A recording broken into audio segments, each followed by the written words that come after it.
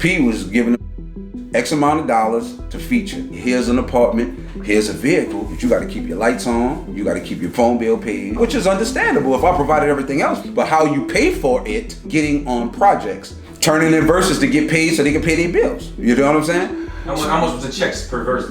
I don't know, like 1,500.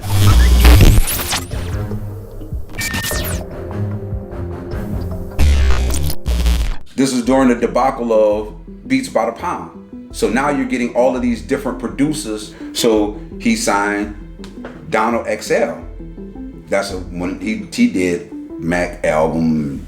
He did a lot of shit for No Limit. He really supplemented a lot of music for when Beats by the Pound, didn't, when that shit fell through. He was living in MetLife apartment, hotel or whatever, and P sent him over to Edgewood Apartments. If you know anything about No Limit, I don't give a it's the truth though. P was giving him X amount of dollars to feature, and it was almost like a war to rumbles. That's why all the No Limit albums sounded like compilations, because he might have gave you the ability. Here's an apartment, here's a vehicle, here's whatever the case, but you got to keep your lights on, you got to keep your phone bill paid, you got to these shit you got to do for yourself, which is understandable if I provided everything else for you. But how you pay for it is being assertive with getting on projects. So if I pay you X amount of dollars to get on a project, so that's when you used to get No Limit albums, you're like, God, featuring. That's where they come from. I'm gonna just tell you what it is. You feel me? Like turning in verses. Turning in verses to get paid so they can pay their bills. You know what I'm saying? How much was the checks per verse? I don't know, like 1,500.